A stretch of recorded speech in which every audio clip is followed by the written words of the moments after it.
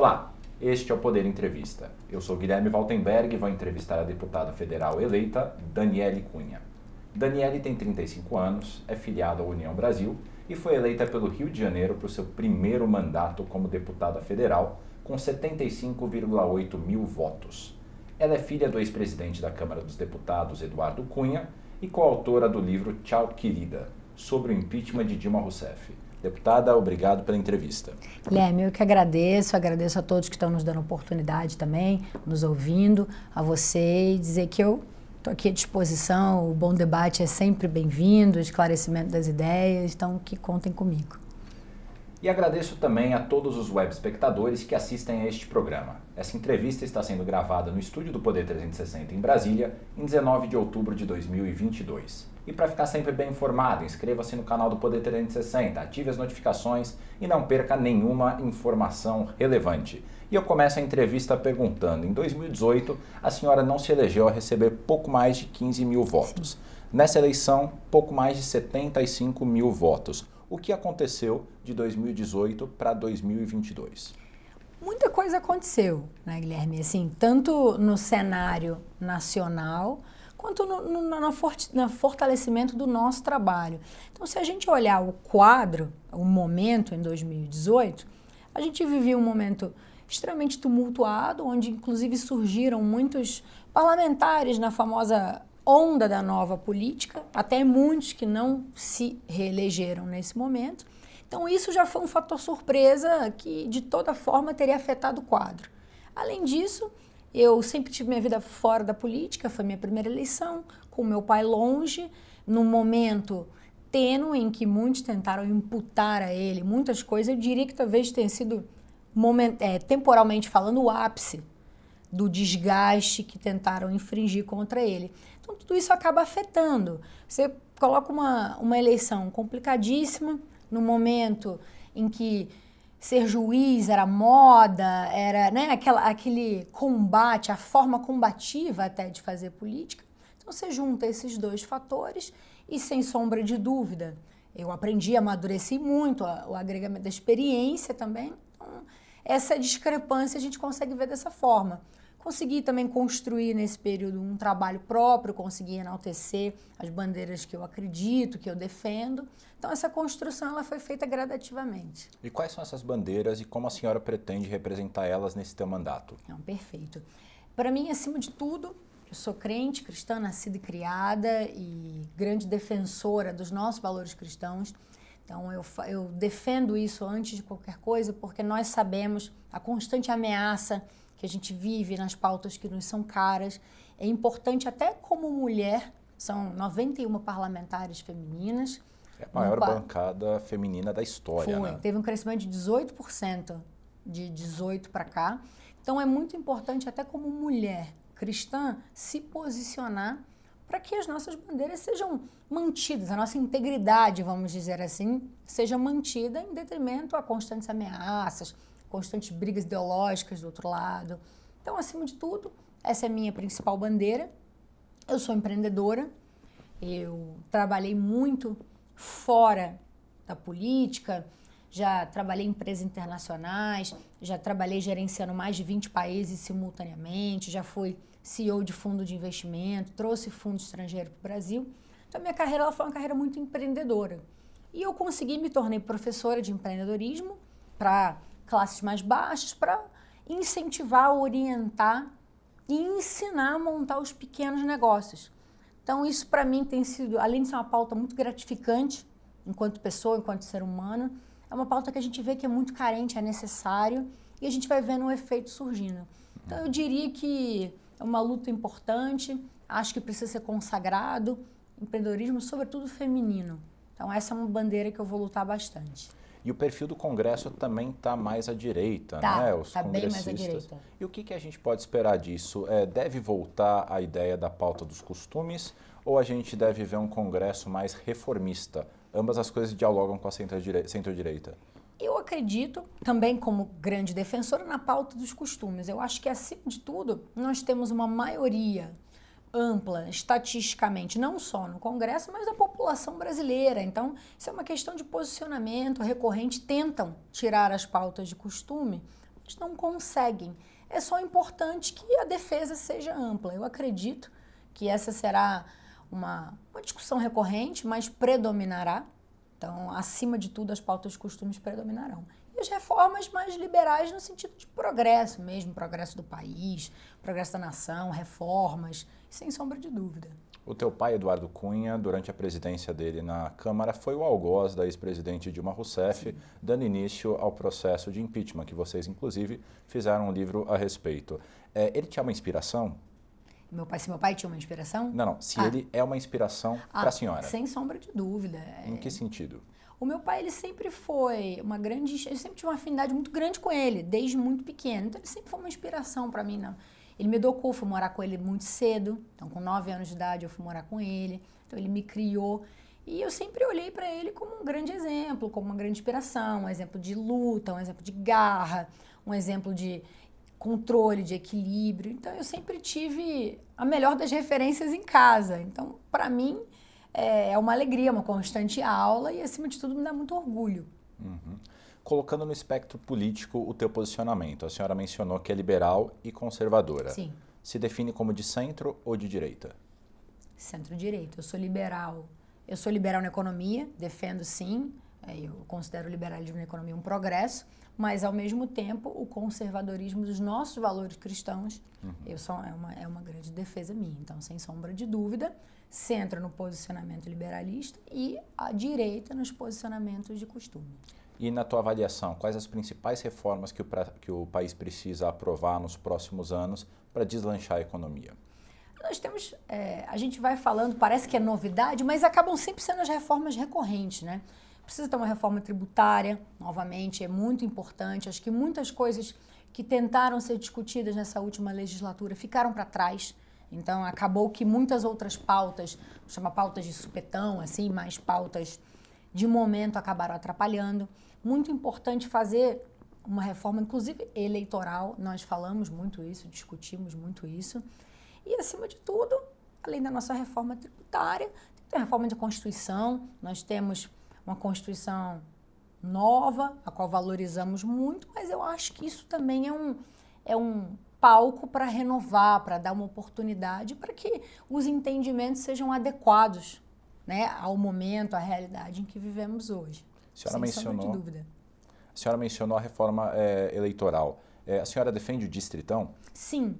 E a gente, inclusive, vem conversando muito sobre isso nesses últimos dias, porque nós temos casos muito emblemáticos.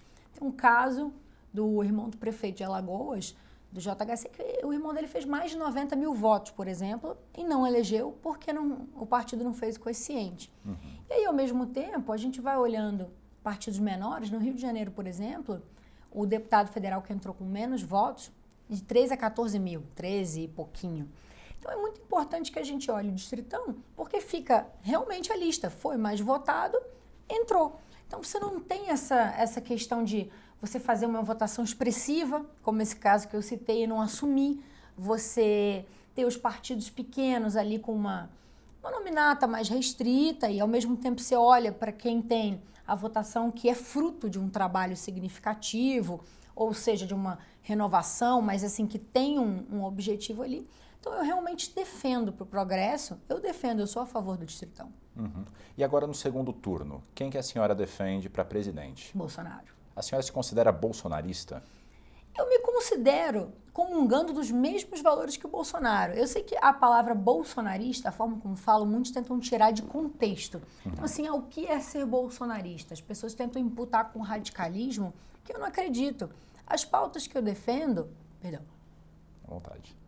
As pautas que eu defendo vão de encontro com o que o presidente Bolsonaro defende, mas mais do que o presidente, o governo, né? O que representa hoje o nosso país. A figura do presidente, a gente tem que sempre olhar a figura da liderança mais importante. Mas, acima de tudo, ele representa ali um conjunto muito grande. Então, sem sombra de dúvida, eu sou bolsonarista no momento em que eu acredito nos mesmos ideais, que eu acredito na mesma forma, que a gente comunga dos mesmos valores.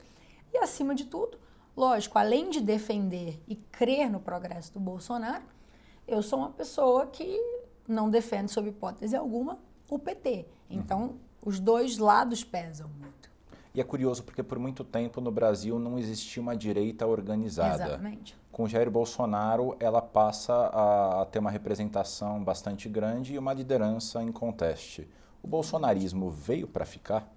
Não tenho dúvida de que veio para ficar. Esse movimento, que na verdade mais do que bolsonarista, foi um movimento em rejeição a toda, né, a saqueada que o PT deu no nosso país, no nosso governo, e dali foi se fazendo um outro movimento. Como todo movimento que surge, você adota os extremos, que os extremos também a gente olha e não é positivo. A gente não pode defender nenhuma extremidade. Tanto que você vai vendo o movimento assentando. Então você vê o próprio União Brasil é um exemplo. É o maior partido de direita, mas que não é, vamos considerar assim, não é considerado de ideais radicais. Então esse movimento tende a crescer. Porque é a representatividade da maioria. Mas o Bolsonaro, ele tem uma pecha de ser radical e alguns bolsonaristas também. A senhora avalia que há radicais apoiando o presidente? Ou se o presidente é um radical? Olha, eu não considero o presidente um radical. Eu acho mais do que a questão da imputação do radicalismo. Muitas vezes, se a gente olhar, e eu tive a oportunidade de conversar muito isso com ministros, eu tive a chance de entrevistar muitos. Talvez o Bolsonaro comunique muito menos do que o que ele faz. Então, assim, isso é uma grande verdade. O governo dele teve muitos progressos, tem. Agora, talvez onde há esse radicalismo seja na fala, né? Nos costumes ali, naquele jeito. É igual a gente brinca, você tem o tio do pavê, né? O tio do pavê é sempre aquela pessoa que vai estar ali, vai falar aquela mesma piada, mas não significa que ele pense diferente. E todos também aprendem com os erros, eu tenho certeza que ele reavaliou, não mudou as posições dele, porque isso é importante a gente olhar. Ele sempre teve um lado e uma coerência dentro do pensamento dele. Mas é lógico também que as coisas não são da forma como um ser humano só pensa, né? Quando você tem que atender uma nação, você começa a ver que é necessária essa flexibilização. Tem radicais, respondendo também a sua pergunta, sim, existem muitos radicais. Eu acho que isso já reduziu significativamente esse movimento de organizar a direita, de assentar a direita, mas isso é uma coisa que tem de todos os lados, né? A polarização, ela automaticamente acaba incitando o radicalismo, né? E qual que é a sua opinião sobre o outro lado da polarização, o ex-presidente Luiz Inácio Lula da Silva? Veja, falar é quase como condição sine qua non para mim. Eu sou uma pessoa extremamente contra, né? As mazelas do PT danificaram muito o nosso país. O meu pai até tem uma frase célebre que ele fala que a Dilma sozinha foi a pandemia, porque ela conseguiu, no governo dela, ter pioras do que nós enfrentamos, uma pandemia gravíssima, sem noção, sem norte, sem rumo. Então, eu acho que eu sou contra, além de ideologicamente, tudo que eles representam, eu acho que eles tiveram a chance, dominaram, tiveram uma dinastia, vamos dizer assim, de mais de 13 anos no poder, e o país não progrediu. É muito fácil, no momento em que o Lula começa a ser presidente, ele pegou um progresso construído num governo anterior. E onde a gente olha que era para ter o progresso, foi quando a Dilma assume, e a gente vê que o país regride. Então eu sou absolutamente contra, sempre fui, mas por questões nítidas, por questões de progresso do país, por questões de passado, por questões de ideologia. Não consigo ver de forma alguma o PT no poder trazendo progresso para a nossa nação. Pensando agora na hipótese do Lula ser eleito presidente da República, a gente já comentou agora há pouco que o perfil do Congresso ele está mais na centro-direita, com as pessoas que foram eleitas agora. Quais são as dificuldades que ele deve enfrentar na relação com o Congresso? O Lula na hipótese de ser eleito? Na hipótese do Lula ser eleito. Com certeza ele vai enfrentar muita dificuldade. Ninguém governa sozinho. Então, eu acho que a primeira dificuldade que ele vai enfrentar é se ele entrar com os posicionamentos dele, enquanto pessoa, ideologia de partido, para tentar impor o que ele ali acredita. O Congresso, a casa é independente, hoje vem esse movimento de independência da Câmara, vem construindo, então mais do que até posicionamento direito, é a independência que o Legislativo hoje exerce. Então, acima de tudo, se ele não entrar na hipótese de que entre respeitando o Legislativo e dialogando com o Legislativo, ele vai ter uma dificuldade de governar. Uhum. Me pintou uma dúvida. A senhora falou sobre a maior independência do legislativo.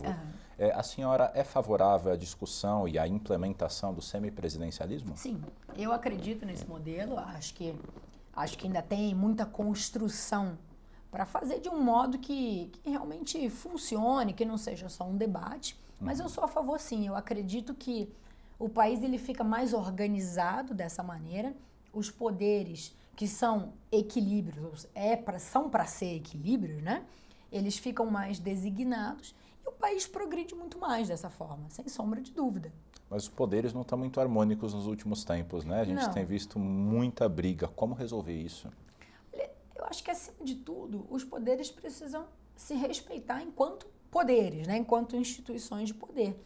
Não à toa que, dentro de cada poder, cabe as suas respectivas atribuições. Acho que, acima de tudo, é muito importante que os poderes respeitem os demais poderes e, assim, exerçam o diálogo e não a imposição. E, acima de tudo, você não vai ver, por exemplo, deputado tem que legislar o deputado. Ele não tem que trabalhar no executivo, ele não tem que trabalhar no judiciário e vice-versa. Então, é muito importante que haja esse equilíbrio e que haja... vamos dizer, a centralização do que ele é de função cabível, né? Porque senão fica esse overlap e acaba atrapalhando. Você não consegue passar pauta nenhuma porque você passa uma pauta e é interrompida abruptamente por cima. Ao mesmo tempo, você tem algum questionamento por cima que não anda, não progride no legislativo. Dentro do próprio legislativo, você tem que ter um diálogo com o governo. Apoio, sim, independente disso, mas, acima de tudo, a independência do legislativo precisa predominar. E o semipresidencialismo pode ajudar a tornar mais harmônica a relação entre os poderes? Sem sombra de dúvida, porque ele equilibra as relações, mais ainda, porque você começa a fatiar as funções, mais ainda. Então você tem um legislativo que fortalece e, ao mesmo tempo, ele é bem trabalhado de acordo com a maioria que ali foi eleita, porque a gente pode ter um quadro hoje mais direita, um quadro mais esquerda, mas a gente não pode esquecer que esse quadro foi eleito por uma maioria, por uma população. Então, esse trabalho funciona e, ao mesmo tempo, as atribuições de um governo federal, elas conseguem ficar mais coesas, para não ficar essa questão de presumirem que é algum idealismo, que é atrapalhar uma pauta ou outra, fica um diálogo mais definido e constante. E que, com uma eventual reeleição agora do presidente Jair Bolsonaro, é possível que esse semipresidencialismo se torne uma realidade já nessa legislatura? Eu não creio nessa legislatura. Eu creio que o debate, ele já é um debate não antigo, mas relativamente antigo, mas ele precisa se assentar, a população precisa entender, a população precisa concordar com esse modelo. E é um modelo que, se a gente para olhar, para nós, ele pode fazer sentido. Mas, acima de tudo, a gente tem que colocar para que faça sentido para aqueles que nos colocam ali, né? Pensando agora na sua campanha nessas eleições, a senhora disse que foi intimidada com armas por políticos ou pessoas ligadas a políticos contrários à sua candidatura. Como é que isso aconteceu? O que aconteceu nesse episódio? Eu tive um caso muito emblemático ali, que até curiosamente é uma pessoa que é um político ali de uma região da Zona Oeste, lugar em que eu milito, inclusive, onde eu dou os meus cursos, onde eu sou professora, onde eu finquei e criei a minha raiz ali.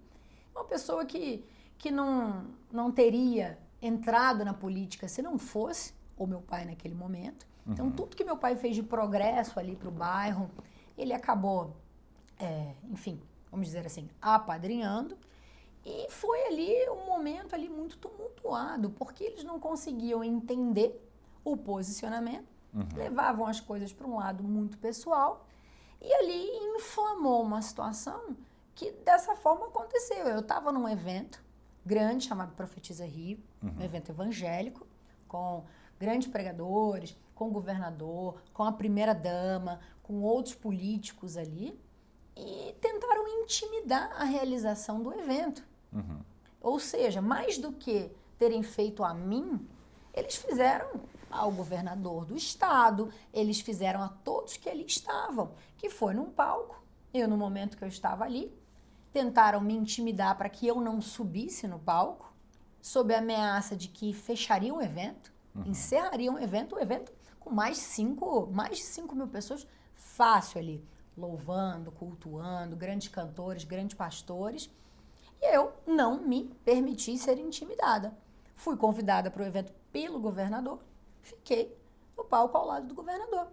E num dado momento, chega uma pessoa que esbarra em mim no palco e me aponta uma arma.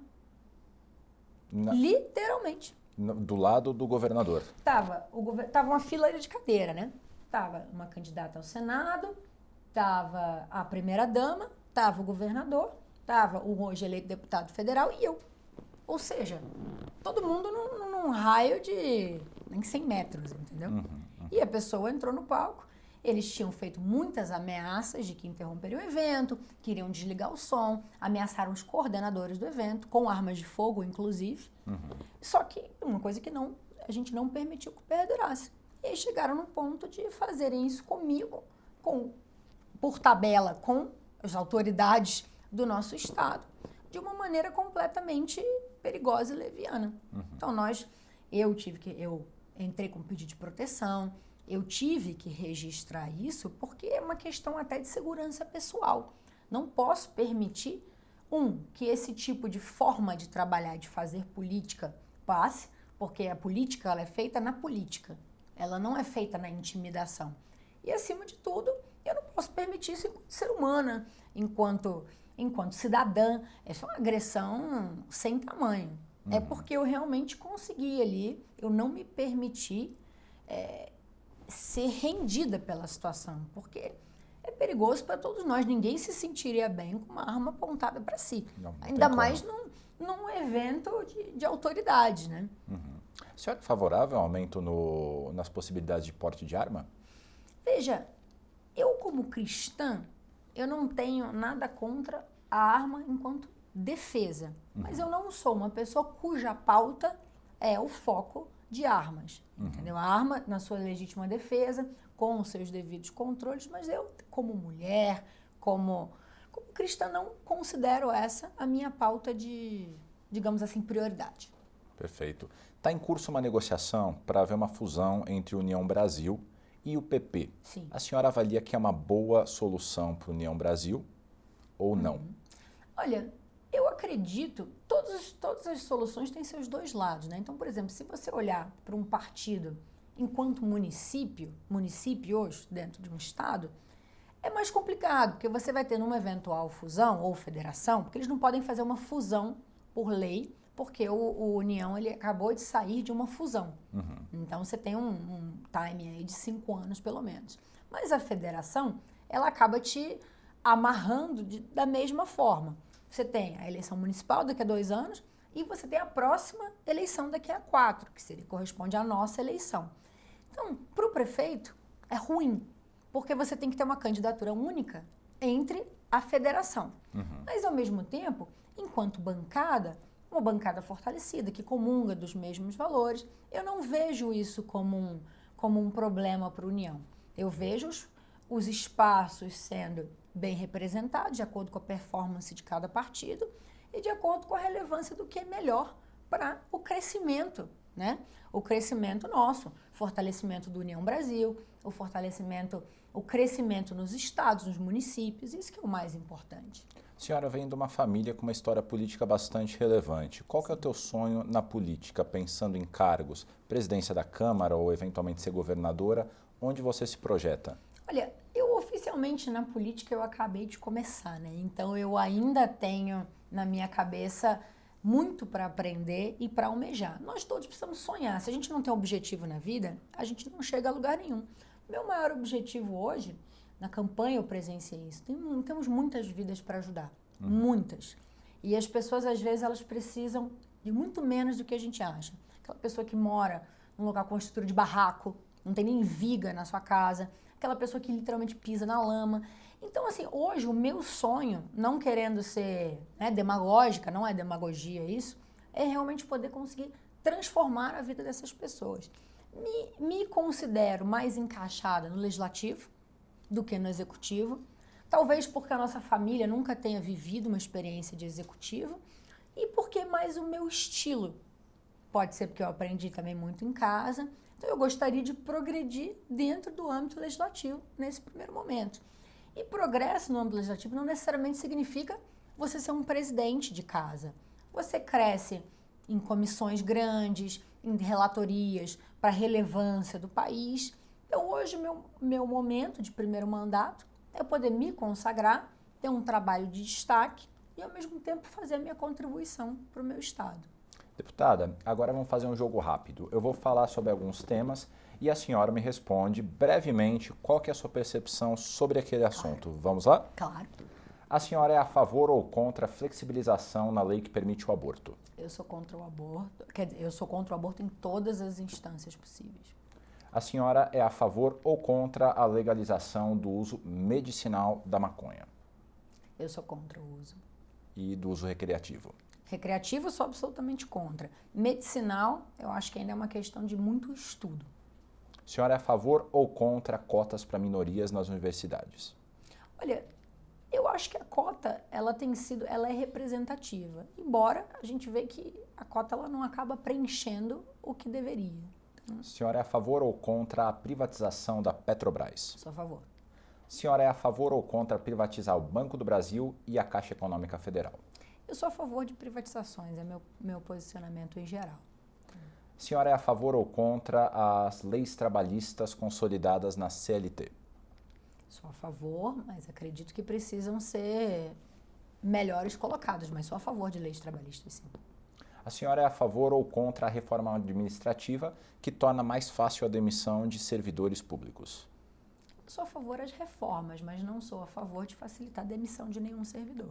A senhora é a favor ou contra o chamado excludente de ilicitude, que foi inserido numa lei para aumentar as possibilidades de defesa dos policiais? Eu acho que tem que aumentar. Eu sou a favor de aumentar as possibilidades de defesa, não só para os policiais, mas em geral. E sobre o meio ambiente, a senhora acha que é possível desenvolver a Amazônia ao mesmo tempo que você preserva a natureza? Acho sim que é possível. Chega ao final esta edição do Poder Entrevista. Em nome do jornal digital Poder 360, eu agradeço à deputada federal eleita, Daniele Cunha. Eu que agradeço mais uma vez, Guilherme, a oportunidade de estar aqui. Agradeço a todos que derem a oportunidade de nos ouvir e espero que tenha correspondido à altura. E eu agradeço também a todos os web espectadores que assistiram a este programa. Essa entrevista foi gravada no estúdio do Poder 360 em Brasília, em 19 de outubro de 2022. E para ficar sempre bem informado, inscreva-se no canal do Poder 360, ative as notificações e não perca nenhuma informação relevante. Muito obrigado e até a próxima.